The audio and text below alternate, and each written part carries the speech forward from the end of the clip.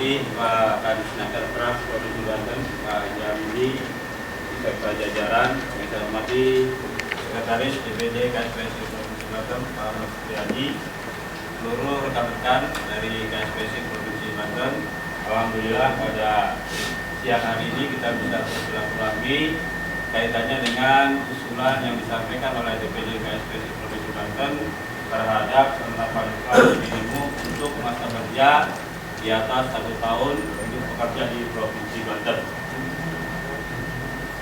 Sebenarnya secara prinsip semua sudah tertuang dalam surat yang kami sampaikan, bahwa pada intinya DPD KSPSI Provinsi Banten mengharapkan ada hal yang bisa diberikan atau disampaikan kepada kami sebagai pekerja di Provinsi Banten kaitannya dengan upah minimum untuk pekerja di atas 1 tahun.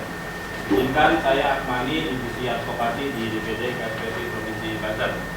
Selanjutnya, ini gambaran pada umumnya terkait dengan kebijakan pemerintah dalam penetapan upah. Prinsipnya penetapan upah adalah jaringan pengaman terhadap pekerja yang mempunyai kompetensi yang rendah, masa kerja lebih rendah dari 1 tahun, dan jabatan paling rendah di perusahaan sehingga pekerja mendapat perlindungan dari terpuruknya kesejahteraan. Sama-sama kita ketahui dan yakin bahwa Bapak dari Dinas Tenaga Kerja, prinsip penetapan upah minimum itu ditentukan untuk pekerja yang masa kerja di bawah 1 tahun dan statusnya lajang.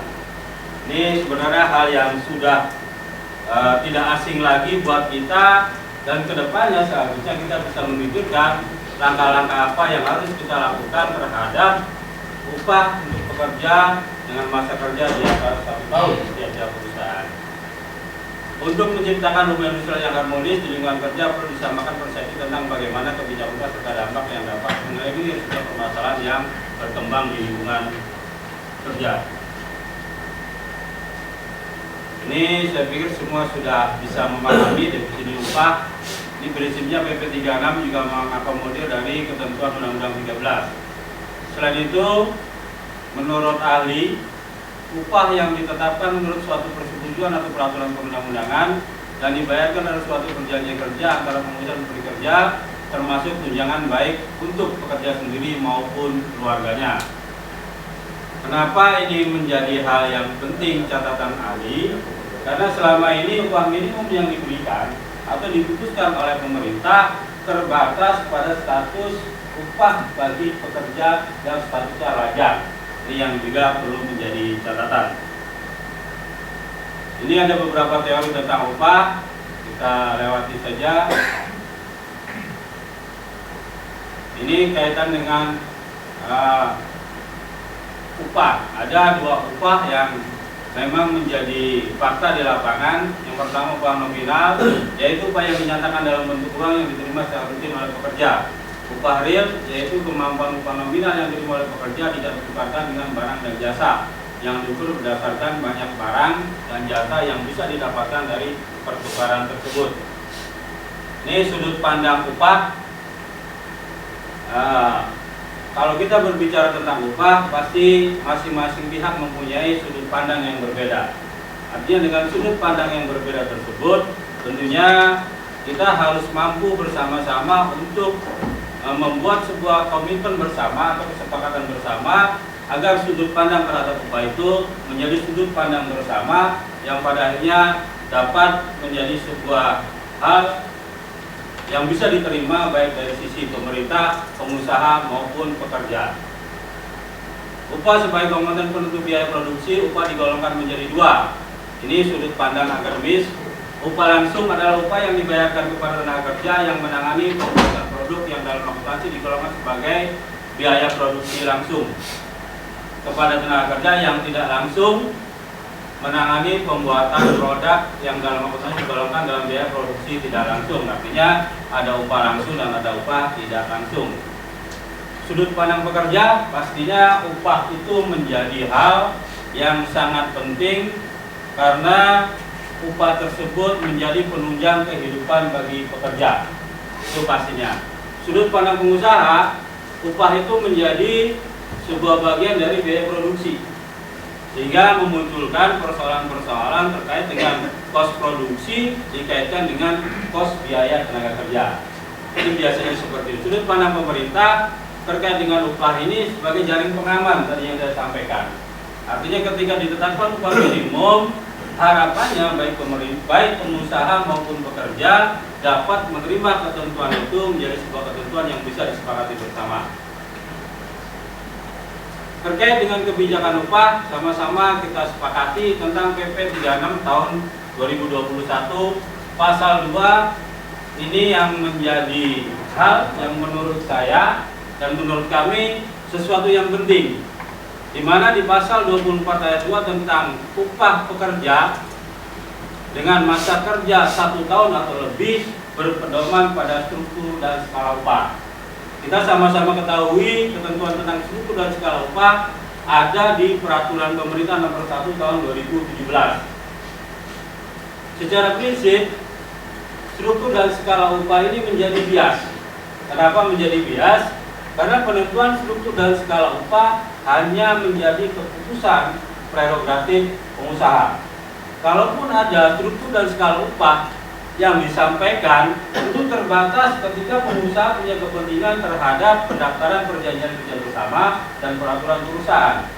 Hakikatnya struktur dan skala upah ini tidak merupakan produk kesepakatan Pak di lapangan. Jadi pengusaha bikin struktur dan skala upah diumumkan kepada pekerja dan mau tidak mau itu berlaku.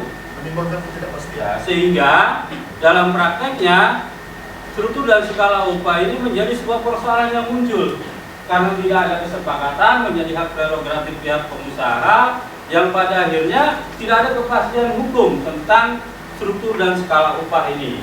Ini salah satu hal yang menurut kami perlu dibuatkan sebuah diskresi dari pemerintah daerah agar nanti ada kepastian hukum terhadap struktur dan skala upah.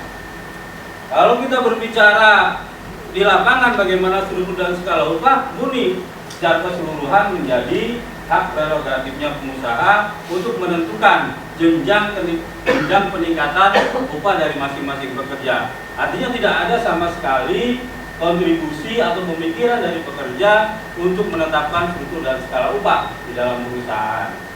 Selain itu, di PP 36 di pasal 48 sebenarnya ada yang tadi disampaikan oleh Pak Sekretaris DPD KSPS, ada peninjauan upah.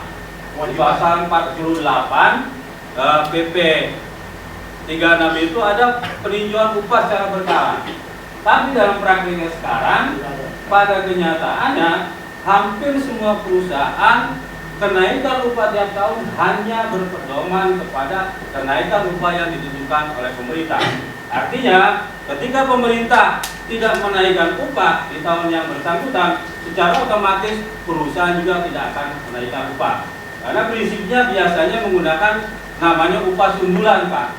Selisih upah yang lama dengan upah yang baru, itu yang menjadi tolak ukur kenaikan upah bagi seluruh pekerja. Ketika tidak ada kenaikan terhadap hal itu, otomatis tidak ada juga kenaikan bagi teman-teman pekerja khususnya di Provinsi Banten. Harapannya terhadap PP 36 pasal 24 ayat 2 ini bisa menjadi diskresi pemerintah Provinsi Banten untuk bisa menerbitkan sebuah surat keputusan karena adanya ketidakpastian hukum terhadap pasal 24 ayat 2. Artinya harapannya yang mudah-mudahan karena tidak adanya kepastian terhadap mekanisme struktur dan skala upah, walaupun penjabarannya luar biasa di PP 1 tahun 2017 tentang struktur skala upah, tapi kenyataannya di lapangan ini tidak menjadi sebuah hasil musyawarah, tapi murni menjadi sebuah hak prerogatif pihak pengusaha. Jadi harapan kami dengan berpedoman pada penentuan struktur dan skala upah ini, ada harapan dari pihak pemerintah Provinsi Banten dapat mengeluarkan diskresi, artinya terhadap kekosongan hukum, sebuah kepastian hukum terhadap ketentuan pasal 24 ayat 2. Itu selanjutnya penyusunan dan struktur skala upah, saya pikir ini sudah ada standarnya. Ini pertimbangan penyusunan struktur dan skala upah. Pertama yang perlu sama-sama kita singkapi terkait dengan kemampuan perusahaan. Pekerja dalam tuntutan kenaikan upah agar mempertimbangkan kemampuan perusahaan agar perusahaan tidak tergelincir menjadi bangkrut. Sementara perusahaan yang mampu diminta agar tidak hanya mengacu pada upah minimum dalam membayar gaji karyawan, karena upah minimum adalah jaring pengaman bagi perusahaan yang tidak mampu dan berlaku bagi pekerja lainnya. Saya pikir normatif, ini juga normatif, ini dasar hukum. Secara keseluruhan saya pikir bapak-bapak sudah baca juga mungkin. Terus next. Nah ini tadi sudah sedikit banyak